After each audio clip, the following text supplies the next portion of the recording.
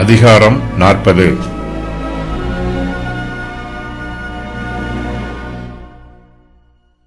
எசேக்கியேல் தீர்க்கதரிசி கர்த்தருடைய ஆலயத்திலே தண்ணீரை தரிசித்தார்.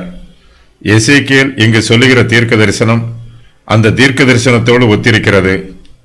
எசேக்கியேல் 40வது அதிகாரத்தில் இருந்து எசேக்கியேல் 48வது அதிகாரம் வரையிலும் ஒரே தரிசனமே விவரிக்கப்பட்டிருக்கிறது.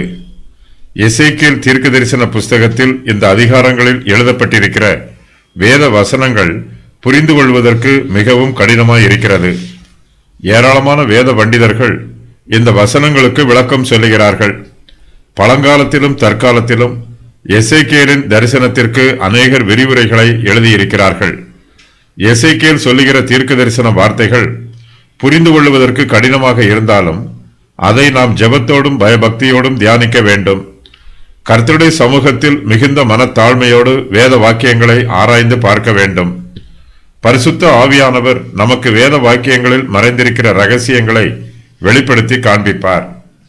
எசேக்கியேலின் தீர்க்க தரிசன வார்த்தைகளில் ஒரு சிலவற்றை நம்மால் புரிந்து கொள்ள முடியாமல் போகலாம். நம்முடைய ஆத்தும ரட்சிப்பு இந்த வசனத்தினுடைய வியாக்கியானத்தின் அடிப்படையில் நமக்கு கொடுக்கப்படுவதில்லை. நம்முடைய கர்த்தராகிய இயேசு கிறிஸ்துவே நம்மை ரட்சிக்கிறவர்.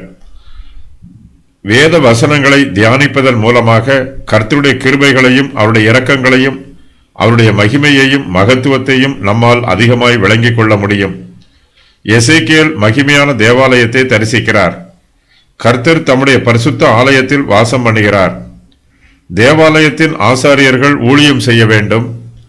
கானான் தேசம் பங்கு பிரிக்கப்படும் விதம், பரிசுத்த ஆலயத்திற்கு ஒதுக்கப்பட வேண்டிய நிலம், நகரத்திற்கும் பிரபுவுக்கும் கொடுக்கப்பட வேண்டிய நிலம், ஜனங்களுக்கு பிரித்து கொடுக்கப்பட வேண்டிய நிலம், பரிசுத்த தண்ணீரை பற்றிய தரிசனத்திற்கு பின்பு பரிசுத்த நிலத்தின் எல்லைகளை பற்றிய தரிசனம் வருகிறது. ஒவ்வொரு கோத்திரத்திற்கும் பிரித்து கொடுக்கப்பட வேண்டிய நிலம், பரிசுத்த நகரத்தின் வாசல்களும் அதன் அளவுகளும். சாலமோனுடைய தேவாலயம் சமஸ்த இஸ்ரவேலிலே மகிமையுள்ளதாய் இருந்தது. சாலமோனின் ஆட்சி காலமே இஸ்ரவேல் ராஜ்யத்திற்கு பொற்காலமாய் விளங்கிற்று. அந்த காலத்தில் கர்த்தருடைய ஆலயம் எவ்வாறு மகிமையோடு இருந்தது என்பதை இந்த தரிசனங்கள் விவரிக்கிறது என்று வேத பண்டிதர்கள் சொல்லுகிறார்கள். முந்தின ஆலயத்தின் மகிமை மங்கி போயிற்று. இஸ்ரவேல் வம்சத்தார் தங்களுடைய பாவங்களினால் தேவாலயத்தினால் வரும் ஆசீர்வாதங்களை இழந்து விட்டார்கள். தங்களுக்கு எப்படிப்பட்ட இழப்புகள் வந்திருக்கிறது என்பதை அந்நிய தேசத்து சிறையிருப்பில் இருக்கிற யூதர்கள் புரிந்து கொள்ள வேண்டும். இதற்காகவே கர்த்தர் எசேக்கியேலுக்கு இந்த தரிசனத்தை கொடுத்திருக்கிறார் என்று வேத பண்டிதர்களில் சிலர் சொல்லுகிறார்கள். அந்நிய தேசத்து சிறையிருப்பில் இருக்கிற யூதர்கள் விடுவிக்கப்பட்டு தங்கள் சொந்த தேசத்திற்கு திரும்பி வருவார்கள். அங்கே குடியேறுவார்கள். தங்கள் தேசத்திலே அவர்கள் மற்றும் ஒரு ஆலயத்தை கர்த்தருக்கு கட்ட வேண்டும். அந்த ஆலயம் கர்த்தருக்கு மகிமை உள்ளதாய் இருக்க வேண்டும். கர்த்தருக்கு சொந்தமானதாகவும் இருக்க வேண்டும். கர்த்தர் தம்முடைய ஆலயத்தில் தம்முடைய ஜனத்தை சந்திப்பார். அங்கே அவர்களை ஆசீர்வதிப்பார். கர்த்தருடைய ஜனம் அவருடைய ஆலயத்திலே அவருடைய பிரமாணத்தின் பிரகாரம் அவரை ஆராதிப்பார்கள். கர்த்தரை ஆராதிக்கும் ஆராதனை புதிய ஆலயத்திலே புதுப்பிக்கப்படும். பரிசுத்தமான ஆசாரியத்துவம் மறுபடியுமாய் ஸ்தாபிக்கப்படும். கர்த்தர் எசேக்கியேலுக்கு தம்முடைய ஆலயத்தை பற்றிய தரிசனத்தை கொடுக்கிறார். இஸ்ரவேல் வம்சத்தார் புதிய ஆலயத்தை எதிர்பார்க்கிறார்கள்.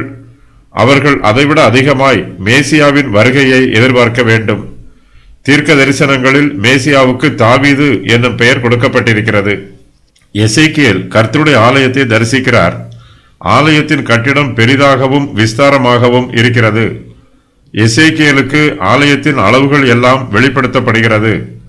இந்த அளவுகளை பிரத்யட்சமாக எடுத்துக்கொள்ள முடியாது என்றும் இதற்கு ஆவிக்குரிய விளக்கம் கொடுக்க வேண்டும் என்றும் வேத பண்டிதர்கள் சொல்லுகிறார்கள். கர்த்தராகிய இயேசு கிறிஸ்துவும் அவருடைய அப்போஸ்தலர்களும் சுவிசேஷ சபையை கட்டி எழுப்பி இருக்கிறார்கள். கர்த்தருடைய சபைக்கும் எருசலேமில் கட்டப்பட்ட இரண்டாவது ஆலயத்திற்கும் நெருங்கிய தொடர்புள்ளது. இரண்டாவது ஆலயம் இடிந்து போகும்போது சுவிசேஷ சபை கட்டி எழுப்பப்படுகிறது. எசேக்கியேல் கண்ட தரிசனம் பிரத்யட்சமான ஆலய கட்டிடத்தையும் புதிய ஏற்பாட்டு காலத்து சுவிசேஷ சபையையும் குறிக்கும் என்று வேத பண்டிதர்கள் விளக்கம் சொல்லுகிறார்கள். எசேக்கியேல் தேவாலயத்தையும் பலிபீடத்தையும் ஆசாரியர்களையும் பலிகளையும் தரிசிக்கிறார். இவையெல்லாம் கர்த்தருடைய மகிமையான ராஜ்யத்திலே அடையாளங்களாய் இருக்கிறது. கடைசி நாட்களிலே கர்த்தருடைய சபை இந்த பூமியில் மகிமையுள்ளதாய் இருக்கும்.